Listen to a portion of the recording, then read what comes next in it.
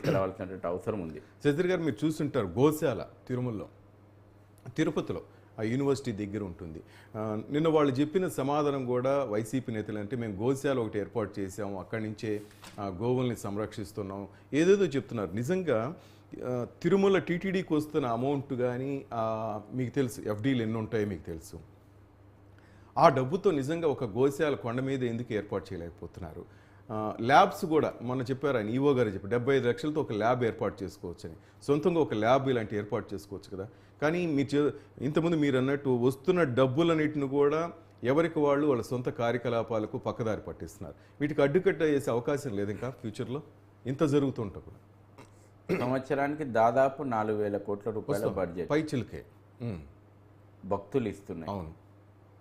ఇంతగనము స్వామివారి డబ్బులు, భక్తుల డబ్బులు ఉన్నప్పుడు హిందూ ధర్మ ప్రచార పరిషత్కి కూడా నిధులు లేవు.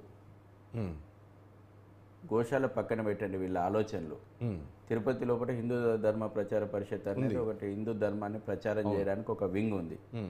దానికి కూడా ఒకానొక స్టేజ్ లోపల క్రైస్తవురాల్ని అధికారిని నియమించారు ఏఈఓగా. ఆమె హిందూ ధర్మ ప్రచారాన్ని చేయాలి. ఆమె ఏం చేస్తారు ఆమెకేం తెలుస్తుంది? ఆమె హిందూ ధర్మ ప్రచారాన్ని చేయాలి. కాబట్టి వ్యవస్థలను నిర్వీర్యం చేశారు. వీళ్ళకు చిత్తశుద్ధి ఉంటే కదా. ఇప్పుడు ఆ యొక్క ధార్మికమైనటువంటి ఒక సంస్థ యొక్క సమాజాన్ని ఏ విధంగా మనం ఒక దశని ఇవ్వాలి. ఎందుకంటే ప్రపంచ వ్యాప్తంగా ఉన్నటువంటి హిందూ సమాజానికి ఒక దశను ఇవ్వాల్సినటువంటి ఒక ఆధ్యాత్మిక కేంద్రం తిరుమల తిరుపతి. కేవలం ఒక మన తెలుగు రాష్ట్రాలకే కాదు. కాబట్టి అనేక విషయాల లోపల ఒక మంచి గోశాల, ఒక యూనివర్సిటీ, రీసెర్చ్ యూనివర్సిటీ ఎస్టాబ్లిష్ ఉంది కదా అంటున్నాను నేను.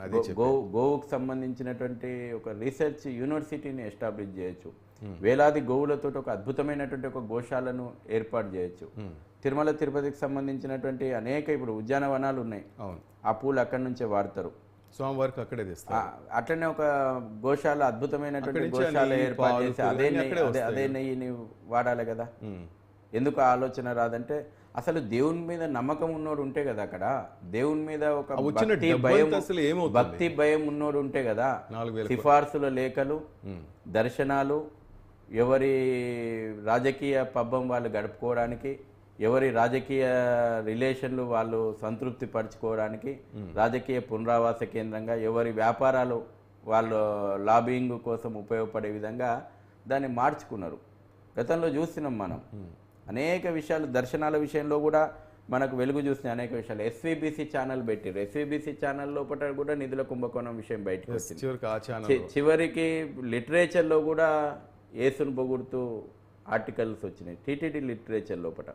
చివరికి ఒకనొక దశ లోపల వైకుంఠ ఏకాదశి చేసే అలంకరణ లోపల కూడా శిల్వ ప్రతిబింబించేలాగా ఉందనేటువంటి ఆరోపణలు వచ్చినాయి. ఎన్ని కుట్రలు అండి, ఒకటా రెండా చెప్పుకుంటూ పోతే ప్రతిరోజు. ఎందుకు మీరు అన్నట్టు ఒక గోశాల పెట్టాలనేటువంటి ఆలోచన కానీ, లేకపోతే ఈ రకమైనటువంటి ఒక వ్యవస్థలను గౌరవించాలనేటువంటి ఆలోచనలు కానీ, ఆ రకమైనటువంటి వ్యవస్థలను ఇంకా మనం ఏ రకంగా ఆ సేవలని ప్రపంచానికి, హిందూ సమాజానికి ఉపయోగిస్తున్నటువంటి ఆలోచనలు వస్తలేవంటే, క్రైస్తవుడైనటువంటి ఒక వ్యక్తి, క్రైస్తవుడు సర్టిఫికేట్ హిందూ మాత్రంగానే ఉండి ప్రాక్టీస్ హిందువుగా అన్నటువంటి ఒక వ్యక్తి టీటీడీ బోర్డు చైర్మన్ అయితే ఆలోచనలు ఉంటాయా? లేకపోతే నిత్యం తిరుమల తిరుపతి మీద కుట్రలు బన్నాలని ఆలోచన చేస్తున్నటువంటి వాళ్ళు అందులో కీలకమైనటువంటి పదవుల లోపల ఉంటే ఆ రకమైనటువంటి ఆలోచనలు వస్తాయి. 2 సార్లు ఆయన క్రైస్తవులు, ముస్లింలు ఇవాళ టీటీడీ బోర్డు లోపల ఎంప్లాయీస్ ఉన్నారు. ఏ విధంగా ఉండగలుగుతున్నారు? ఇంకెంతకాలం మనం భరించాలి ఈ కుట్రలను? ఎందుకు ఇవాళ రోజుకొక కుట్ర బహిర్గతమవుతుంది? మొత్తం దీని వెనకాల మేము ఇవాళ లడ్డూ కేంద్రంగానే సిట్టింగ్ జడ్జి తోటి విచారణ జరిపి, మీరు ఇంకా అనేక విషయాలపైన తిరుమల తిరుపతి లోపల వెలుగు చూసినటువంటి ఈ మధ్య కాలం లోపల వెలుగు చూసిన విషయాలను పరిగణలోకి తీసుకొని దీని మూలాలు ఎక్కడున్నాయో చూడండి. వైఎస్ రాజశేఖర రెడ్డి ప్రభుత్వ హయాం లోపల వెలుగు చూసినటువంటి విషయాలు, వైఎస్ జగన్మోహన్ రెడ్డి ప్రభుత్వం హయాం లోపల వెలుగు చూసినటువంటి విషయాల లోపల సమగ్రమైనటువంటి దర్యాప్తు జరిగితే పెద్ద కుట్రకోణం, అతిపెద్ద కుట్రకోణం. ఈ వ్యవస్థలను నిర్వీర్యం చేసేటువంటి ఒక కుట్ర, వీటి ప్రతిష్టను దెబ్బతీసేటువంటి ఒక కుట్ర ఇవాళ దాగుంది. ఈ అపవాదు ఎప్పటికైనా భరించాలి కదా. తిరుపతి లడ్డు విషయం లోపల ఈ అపవాదు ఇవాళ సరే దోషులను రేపు శిక్షించే వరకు మేము వదిలిపెట్టాం, కానీ ఈ అపవాదు ఏ రోజుకైనా మనల్ని కలిసివేస్తుంది కదా. తెలుసు వీళ్ళకి, ఈ రోజు కాకుండా రేపు కాకపోయినా ఎల్లుండి ఈ విషయం బయటకు వస్తుందని కూడా తెలుసు. కేంద్ర ప్రభుత్వం జోక్యం చేసుకుంటుంది అనుకుంటున్నారా మీరు? చేసుకోవాలా కేంద్ర ప్రభుత్వం ఎందుకంటే దేవాలయాల ఇప్పుడు చాలామంది అడిగేటువంటి ప్రశ్న ఏంటంటే కేంద్ర ప్రభుత్వం అయితే రాష్ట్రాల పరిధిలోకి దేవాలయాల వ్యవస్థలు వస్తాయి. కాబట్టి కేంద్రం మేము మొదటి నుంచి కూడా విశ్వ హిందూ పరిషత్ డిమాండ్ చేస్తుంది, అవసరం అనుకుంటే మీరు పార్లమెంట్లో ఒక చట్టం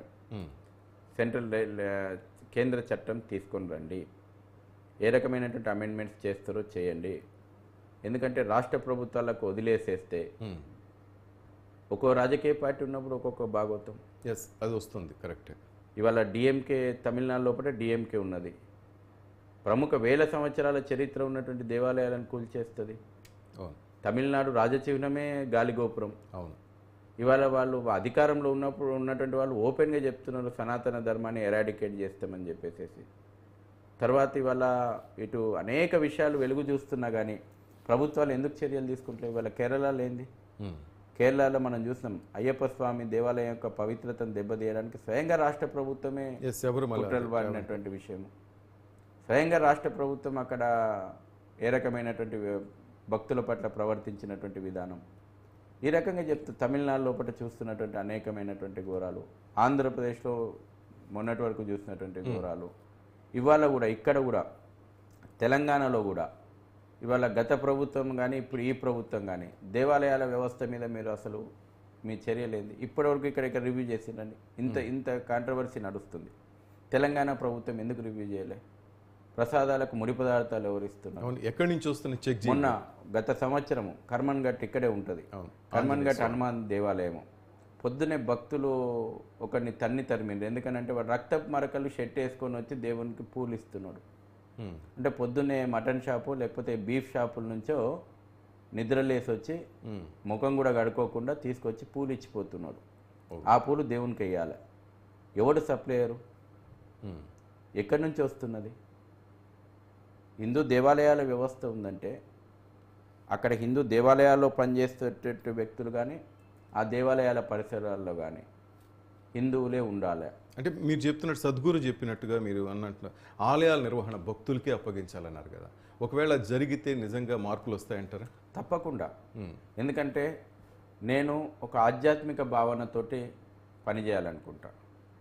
అదేదో స్టేటస్ సింబల్ లెక్కను పొజిషన్ లెక్కను ఫీల్ కాకూడదు. అక్కడ సేవ చేయాలనుకున్నటువంటి వాళ్ళకు ఒక ఆధ్యాత్మిక భావన ఉంటుంది, దేవుని పట్ల భక్తి ఉంటుంది, భయము ఉంటుంది.